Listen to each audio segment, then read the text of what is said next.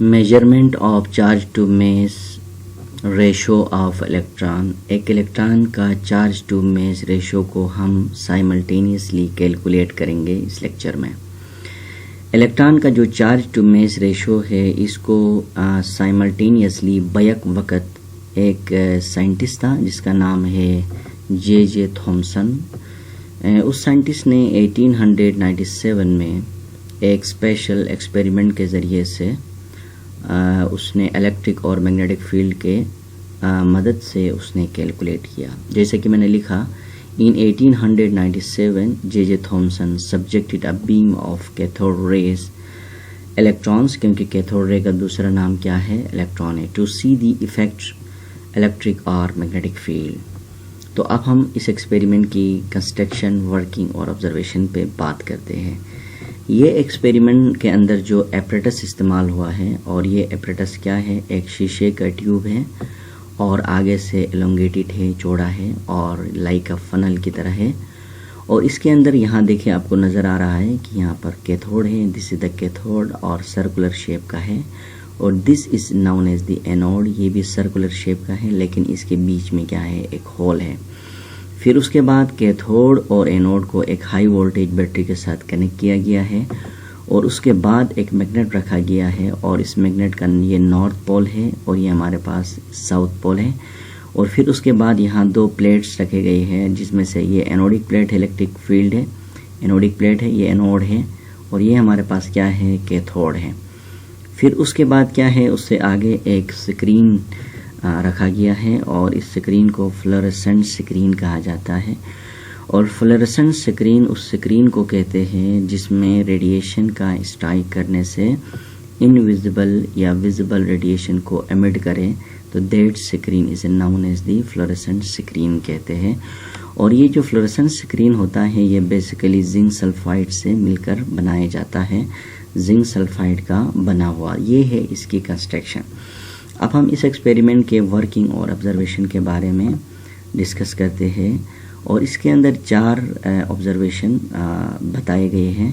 और जिसमें से जो पहला ऑब्जर्वेशन वो ये है कि इनिशियली क्या करता है जे थॉमसन कि यहाँ से इलेक्ट्रिक फील्ड और मैग्नेटिक फील्ड को यहाँ से ऑफ करता है, और फिर उसके बाद यहाँ से कैथोड रे को यहाँ से पास करता है। तो ये रेस बिल्कुल स्पीड के साथ जाकर यहाँ इस होल से गुजरते हैं, और जाने के बाद डायरेक्ट पॉइंट बी में क्या होते हैं, स्ट्राइक होते हैं, और इसका हमें वहाँ से एक ग्लो नज़र आता है, और इस ग्लो की वजह से हमें पता चलता है कि रेडिएशन किस डायरेक्शन से आ रहे हैं और किस डायरेक्शन में जाकर ये स्ट्राइक करते हैं।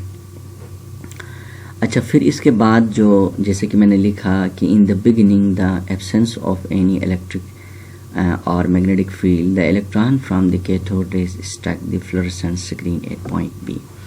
अब तीसरा ऑब्जर्वेशन में वो देखता है कि वो क्या करता है कि मैग्नेटिक फील्ड को बंद करता है, और इलेक्ट्रिक फील्ड को क्या करता है, वो ऑन करता है। जब वो इलेक्ट्रिक फील्ड को ऑन करता है तो यहाँ से जो कैथोड रेस होते हैं वो सीधा आगे जाते हैं, और जाने के बाद इलेक्ट्रिक फील्ड ऑन होने की वजह से ये जो रेस होते हैं ये पॉइंट ए में क्या होते हैं, स्ट्राइक करते हैं। अब ये पॉइंट ए में स्ट्राइक इसलिए करते हैं कि ये जो कैपिटल ए है ये स्ट्रेंथ ऑफ इलेक्ट्रिक फील्ड है, एनोड का स्ट्रेंथ है, और ये जो हमारे पास ये रेड एरो दिखाया गया है, ये लाइन दिखाई, ये असल में distance travel by a charge particle. फिर यहाँ से क्या होता है, ये ऊपर की तरफ बेंड होते हैं, जैसे कि मैंने ये एरो दिखाया हूँ, ये ग्रीन एरो है, ये इंडिकेट करता है कि इनकी जो डिफ्लेक्शन होता है, जो एनोड की अट्रैक्शन की वजह से ऊपर की तरफ क्या होते हैं, ये डिफ्लेक्ट होते हैं। अब जाहिर सी बात है जो एनोड होगा ये एक खास स्ट्रेंथ के ज़रिए से अपनी तरफ अट्रैक्ट करता है। अब कितने स्ट्रेंथ से अट्रैक्ट करता है वो हम बाकायदा उसका वैल्यूज़ हम बाद में निकालेंगे। फिर उसके बाद ये थर्ड एक्सपेरिमेंट में ऑब्जर्वेशन में देखता है कि वो अब इलेक्ट्रिक फील्ड को बंद करता है और मैग्नेटिक फील्ड को ऑन करता है। नॉर्थ पोल ऊपर साइड पर है और साउथ पोल अंडर नीचे साइड पर है। जब ये मैग्नेटिक फील्ड को ऑन करता है तो यहाँ से ये रेस सीधा आगे जाते हैं, और आगे जाने के बाद ये रेस यूं ही मैग्नेटिक फील्ड में दाखिल हो जाते हैं। तो ये एरो मैंने दिखाया कि ये मैग्नेट का जो साउथ पोल है इस इलेक्ट्रॉन को नीचे की तरफ क्या करता है, अट्रैक्ट करता है। अब नीचे की तरफ अपनी तरफ क्या करता है, ये पुल करता है, और इसकी जो पुलिंग है, जो स्ट्रेंथ ऑफ मैग्नेटिक फील्ड को मैंने कैपिटल बी से रिप्रेजेंट किया, और ये पॉइंट सी में जाकर क्या होते हैं, स्ट्राइक करते हैं। और जाहिर सी बात है इलेक्ट्रॉन जिस स्ट्रेंथ से नीचे की तरफ अट्रैक्ट हो रहे हैं, ये charge of electron, velocity of electron, और कैपिटल बी का मतलब ये है कि attraction of the magnetic field of the south पोल।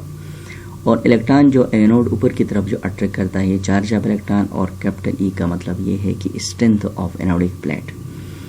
तो ये हमारे पास जो कैलकुलेशन है, और ताकि ये कैलकुलेशन में हमारे काम आएंगे। अच्छा, इसके बाद जो लास्ट पॉइंट है, वो लास्ट जो ऑब्जर्वेशन है, वो देखता है कि इलेक्ट्रिक और मैग्नेटिक फील्ड दोनों को ऑन करता है। जब दोनों को ऑन करता है तो जो एनोडिक प्लेट है, चार्ज ई और इलेक्ट्रिक फील्ड ई अपनी तरफ ऊपर की तरफ अट्रैक्ट करता है, और जो मैग्नेटिक फील्ड है, charge of electron, velocity of electron, और बी का मतलब है मैग्नेटिक फील्ड का साउथ पोल नीचे की तरफ अट्रैक्ट करता है। तो नतीजे के तौर पर इसका जो इलेक्ट्रिक और मैग्नेटिक फील्ड की अट्रैक्शन सेम होने की वजह से नेट फोर्स 0 होता है, और जहाँ से बिल्कुल इलेक्ट्रॉन क्या होता है, सीधे आगे पास होता है, और अगेन क्या होता है, ये पॉइंट बी में यानी स्टक यानी स्ट्राइक करता है। तो ये 4 ऑब्जर्वेशन को सामने रखते हुए जे थॉमसन इस रिजल्ट में पहुंचता है। वो क्या करता है, स्ट्रेंथ ऑफ 2 फील्ड जैसे कि इलेक्ट्रिक और मैग्नेटिक फील्ड को वो क्या करता है, कंपेयर करवाता है। तो कंपेयर कराने के बाद वो क्या करता है कि इलेक्ट्रॉन का जो चार्ज टू मास रेशो को वो कैलकुलेट करता है। कैसे, इसका वैल्यू क्या निकालता है, 1.7588 मल्टीप्लाई 10⁻11 कूलम यानी पर केजी। अगर हम 1 केजी इलेक्ट्रॉन लेंगे तो इसके अंदर एक पर केजी का मतलब है ये कि 1 केजी इलेक्ट्रॉन के अंदर जो चार्ज होगा वो हमारे पास 1.7588 मल्टीप्लाई 10⁻11 कूलम पर केजी। तो अब यहाँ से इस तरह से क्या करता है, जे थॉमसन ने इलेक्ट्रॉन का जो चार्ज और मास को क्या करता है, साइमल्टेनियसली कैलकुलेट करता है।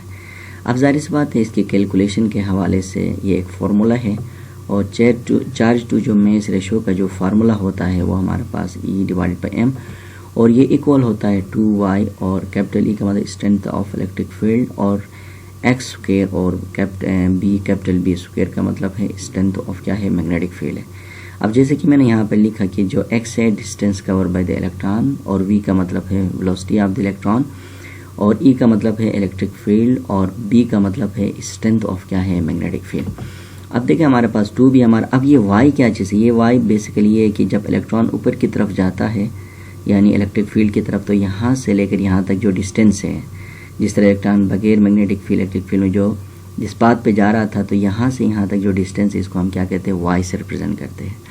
तो अब देखिए 2 हमारे पास कांस्टेंट है, वाई की वैल्यू भी हमारे पास है, स्ट्रेंथ ऑफ इलेक्ट्रिक फील्ड भी है, और डिवाइड करते हैं एक्स जितना जो है ना डिस्टेंस तय किया और स्क्वायर, और इसके बाद बी हमारे पास क्या है, स्ट्रेंथ ऑफ क्या है, हमारे पास मैग्नेटिक फील्ड है। इन सब वैल्यू को हम क्या करते हैं, पुट करते हैं, तो हमारे पास चार्ज टू मास रेशो होगा इलेक्ट्रॉन कितना आता है, 1.7588 मल्टीप्लाई 10⁻11 कूलम क्या है, पर केजी। अब ये y क्या चीज़ है, 1/2 और E/m, और इसके बाद क्या हमारे पास कैपिटल एल स्ट्रेंथ, और एक्स स्क्वायर और डिवाइड बाई क्या है, वी स्क्वायर है, और x इज इक्वल टू क्या होता है, वी मल्टीप्लाई बाई क्या होता है, टी होता है। तो इसी तरीके से इस फॉर्मूले के ज़रिए से जे थॉमसन ने क्या किया, इलेक्ट्रॉन का चार्ज टू मास रेशो को क्या किया, कैलकुलेट किया। अब एक और इजाफी चीज़ मैं आपको बताऊं कि डिफ्लेक्शन डिपेंड करता है मास ऑफ द चार्ज। अब जितना ज़्यादा मास ऑफ चार्ज होगा इतना डिफ्लेक्शन क्या होगा, कम हो जाएगा, और मैग्नीट्यूड ऑफ द चार्ज, जितना ज़्यादा चार्ज का मैग्नीट्यूड होगा इतना डिफ्लेक्शन ज़्यादा होगा, और वोल्टेज जितना ज़्यादा होगा इतना डिफ्लेक्शन ज़्यादा होगा। तो हम सिंपली ये कह सकते हैं कि mass of charge is directly proportional to the deflection d.f, और मैग्नीट्यूड ऑफ द चार्ज ये इन्वर्स प्रोपोर्शन है, 1 इन्वर्स है, जितना ज़्यादा मास होगा इतना डिफ्लेक्शन क्या होगा, कम होगा। और इसके बाद देखें मैग्नीट्यूड ऑफ द चार्ज होगा वो डायरेक्टली प्रोपोर्शनल होगा डिफ्लेक्शन ऑफ द इलेक्ट्रॉन, और वोल्टेज हमारे पास डायरेक्टली प्रोपोर्शनल होगा डिफ्लेक्शन ऑफ क्या है, इलेक्ट्रॉन। तो ये फैक्टर है और जिन पर डिफ्लेक्शन क्या करता है, डिपेंड करता है।